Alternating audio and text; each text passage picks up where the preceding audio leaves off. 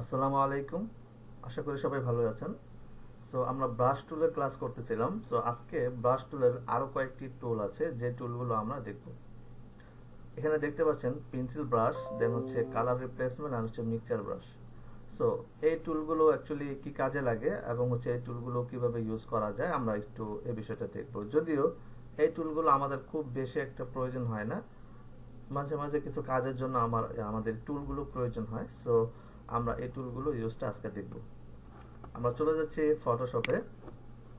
এখানে আমি একটা ইমেজ ডাউনলোড করে রাখছি। সো আপনারা এই টাইপের যে কোনো ইমেজ ডাউনলোড করে আপনারা হচ্ছে এই কাজটা করতে পারবেন। সো আমি দেখাই দিচ্ছি, আমি জাস্ট হচ্ছে এখানে গেলাম।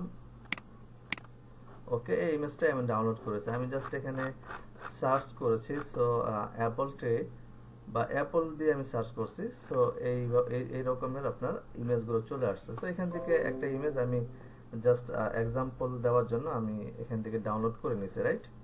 সো আপনারা চাইলে এই টাইপের ইমেজগুলো ডাউনলোড করে করতে পারেন। মূল বিষয় হচ্ছে যে আপনারা প্রসেসটা বোঝা যে অ্যাকচুয়ালি টুলটা কিভাবে কাজ করতেছে। ওকে, অলরাইট। সো আমরা চলে যাব হচ্ছে ব্রাশ টুল। এটা হচ্ছে আমাদের ব্রাশ টুল। সো ব্রাশ টুলের ঠিক আপনার নিচে দেখেন আরো কয়েকটি টুল আছে। আমরা যদি এখানে ক্লিক করে 1 সেকেন্ড ধরে রাখি তাহলে আমাদের এই টুলগুলো আসবে। সো এখানে 3টা টুল আছে, যেমন হচ্ছে পেন্সিল ব্রাশ বা পেন্সিল টুল, কালার রিপ্লেসমেন্ট টুল এবং হচ্ছে মিক্সচার ব্রাশ টুল। সো পেন্সিল টুলটা কি কাজ করতেছে আমরা দেখাই দিই। সো পেন্সিল টুলটা অনেক সময় কাজে লাগে, বিশেষ করে যখন ফিউচারে হচ্ছে আপনার পোর্ট্রেট বা ইমেজের কাজ করব, সেই ক্ষেত্রে পোর্ট্রেট করার জন্য অনেক সময় চুলগুলোকে দেখা যাচ্ছে যে কিছু চুল মিসিং হয়ে যায় হেয়ার মাস্কিং করার সময়। সো ওই চুলগুলো অনেক সময় আপনার এই পেন্সিল টুলটা দিয়ে আমরা নিয়ে আসতে পারি, মানে আর্টিফিশিয়াল আমরা চুল অ্যাড করে দিতে পারি, বা আরো পোর্ট্রেট করার জন্য এই পেন্সিল টুলটা অনেক সময় ইউজ হয়। ওকে, সো আমরা জাস্ট এখানেই দেখবো, এই ইমেজের মধ্যে দেখবো যে পেন্সিল টুলটা কিভাবে ইউজ হইতে পারে। আর নরমালি যদি আমরা একটা এখানে ডকুমেন্ট নেই, জাস্ট হচ্ছে নিউ ডকুমেন্ট একটা নিলাম, ওয়েব, দেন হচ্ছে এটা উঠাই দিব। আমি এখান থেকে নিয়ে এটা উঠাই দেই, দেন হচ্ছে আমি ক্রিয়েট করলাম একটা ওয়েব।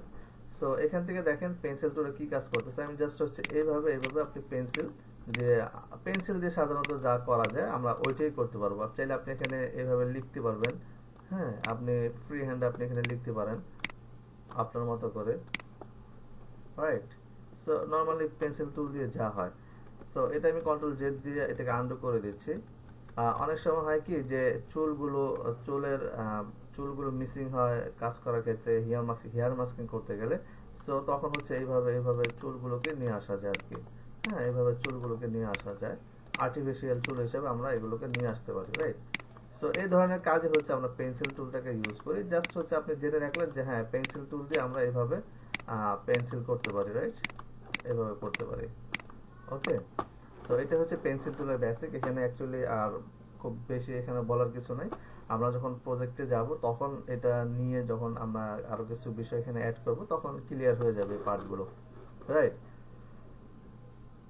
সো এই ব্রাশ টুলের মতো আপনি যদি চান পেন্সিল টুলও হচ্ছে আপনি ইয়া করবেন, আপনার সেটিংসে গিয়ে কিছু করবেন। এখানে সেটিংসে গিয়ে আপনি চাইলে এটা মোটা করতে পারেন। যেমন হচ্ছে আমি যদি এখানে ডুয়াল ব্রাশে যাই বা এখানে শেপ বিল্ডার যাই, আমি এখানে মোটা করি, হ্যাঁ, আমি স্ক্যাটারিং করি, সবকিছু আমরা এখানে করতে পারবো। দেখেন স্ক্যাটারিং হচ্ছে, রাইট? তো এখানে কিছু সেটিং আছে, চাইলে আপনার এই সেটিং গুলো এখানে যদি প্রয়োজন হয় এইভাবে নিতে পারেন। তেমন একটা কাজে হচ্ছে না এটা।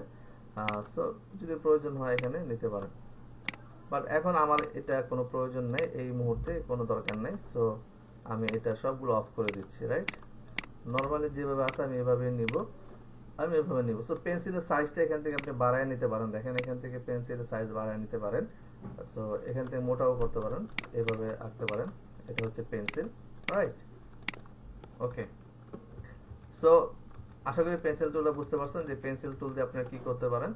আমি এখান থেকে পেন্সিল টুলের সাইজটা কমাই দিচ্ছি, এরকম 1 করে দিচ্ছি। এখান থেকে দেখেন আপনি চাইলে রাফলি যদি আমি এখান থেকে একটা নতুন আপনার লেয়ার নিয়ে নিচ্ছি, এখানে নিউ লেয়ার। সো এখান থেকে যদি আপনি রাফলি এভাবে টানেন, আমি জাস্ট রাফলি টানতেছি এইভাবে। ওকে, আমি জাস্ট রাফলি এখানে টানলাম। ওকে, সো দেখেন এইভাবে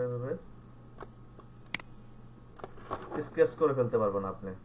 সো ঠিক সেম ভাবে এখান থেকে আমি টানলাম, এখান থেকে এভাবে টানি। ওকে, জাস্ট আমি এক্সাম্পল দেওয়ার জন্য আপনাদেরকে বুঝাইলাম, বললাম এখানে। সো দেখেন, এখন এটা আমি অফ করে দিই। দেখেন মোটামুটি এখানে একটা স্কেচের মতো হয়ে গেছে। সো এইভাবে চাইলে আপনার এই পেন্সিল টুল দিয়ে এই সবগুলো স্কেচ করতে পারেন। এখানে স্কেচ করতে পারেন, এখানে স্কেচ করতে পারেন, হ্যাঁ, এগুলো স্কেচ করতে পারেন। ওকে ওকে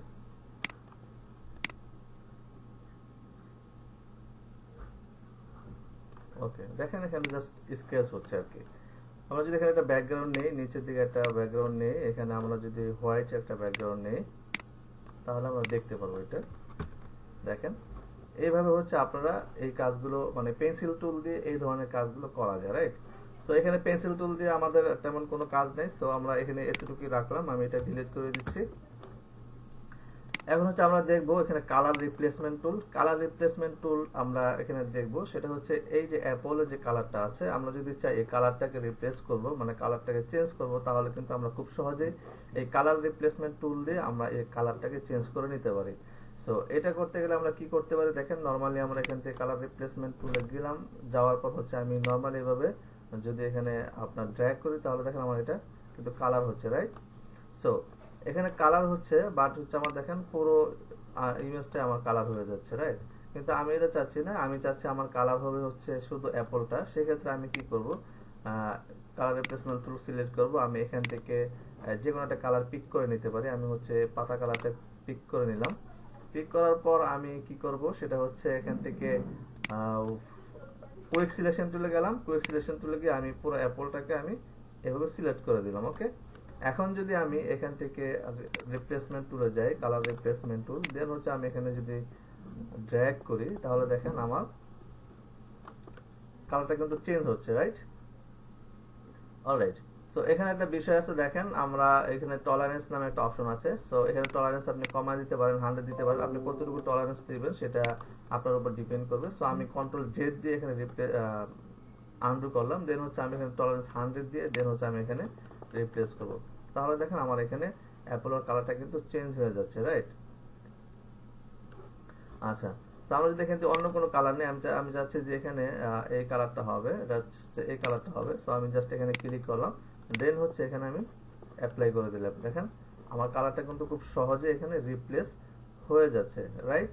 সো এটাই ছিল হচ্ছে আপনার পেন্সিল টুলের কালার রিপ্লেসমেন্ট টুলের কাজ। অর্থাৎ আপনি যে কোনো অংশের কালার আপনি যদি চান রিপ্লেস করবেন অন্য একটা কালার দিয়ে, সেটা কিন্তু আপনি এই টুলটাকে ইউজ করে খুব সহজেই করে নিতে পারতেছেন। ওকে, আমি কন্ট্রোল ডি দিয়ে এটাকে ডিসিলেক্ট করলাম। আবার যদি আমি চাই এই পাতার মধ্যে কোনো একটা কালার ইফেক্ট দিব বা কালার চেঞ্জ করব, তাহলে আমি এই ম্যাজিক সরি এখান থেকে কুইক সিলেকশন টুল দিয়ে আমি হচ্ছে এটাকে সিলেক্ট করে নিয়ে আমি চাচ্ছি যে এই পাতাটার মধ্যে আমি একটা কালার দিব, রাইট?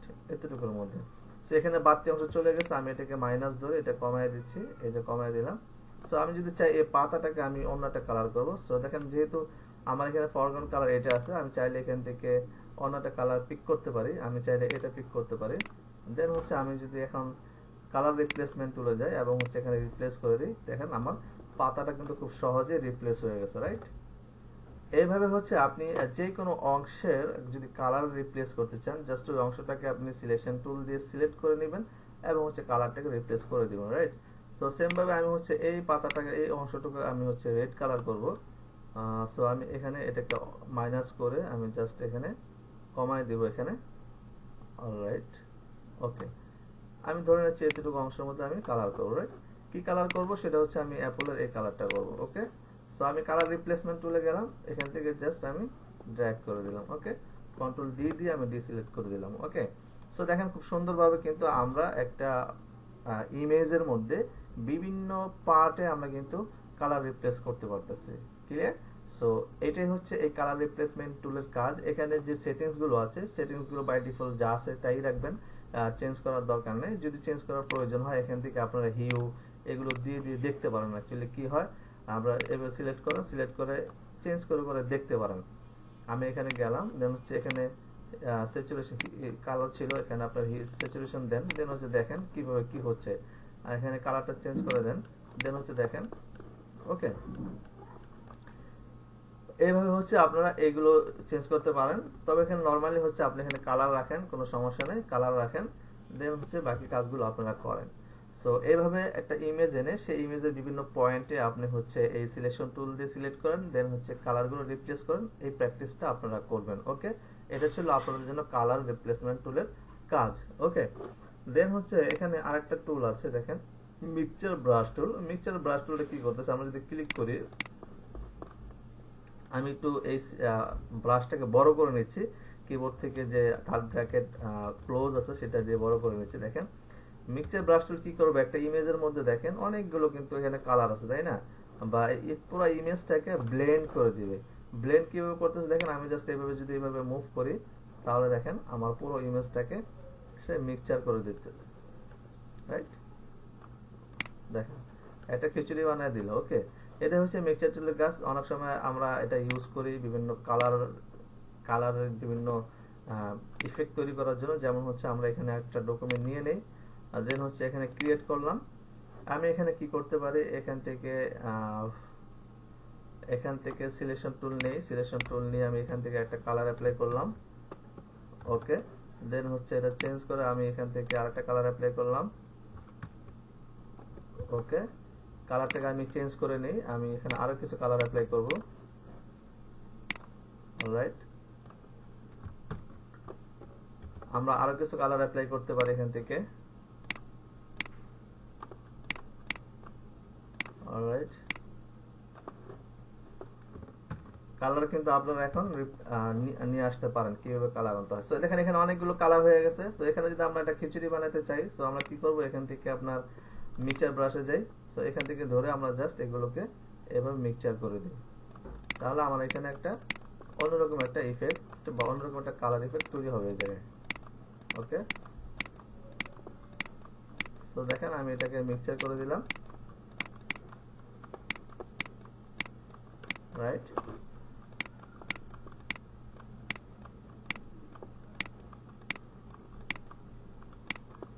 ওকে,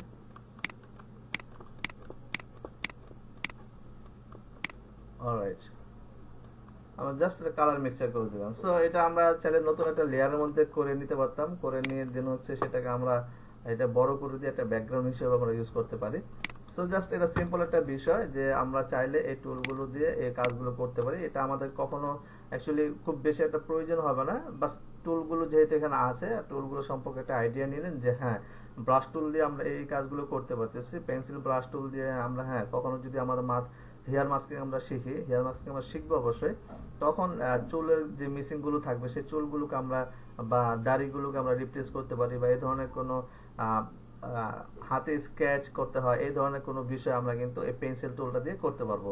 দেন হচ্ছে কালার রিপ্লেসমেন্ট টুল দিয়ে কি করতে পারি, আমরা কোনো একটা ইমেজের মধ্যে বিভিন্ন পার্ট থাকবে, বিভিন্ন অবজেক্ট থাকবে বা বিভিন্ন অংশ থাকবে, সেই অংশগুলোর হচ্ছে আমরা কি করতে পারি, চাইলেই খুব সহজে এই টুলটাকে ইউজ করে আমরা কালারটাকে রিপ্লেস করে নিতে পারি।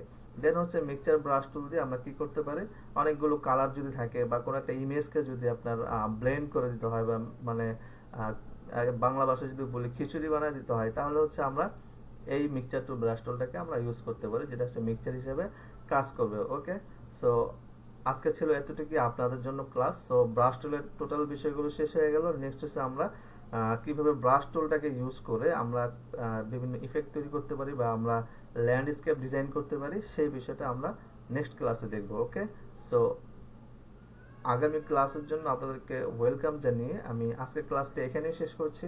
সবাই ভালো থাকবেন, সুস্থ থাকবেন। আসসালামু আলাইকুম রহমতুল্লাহ।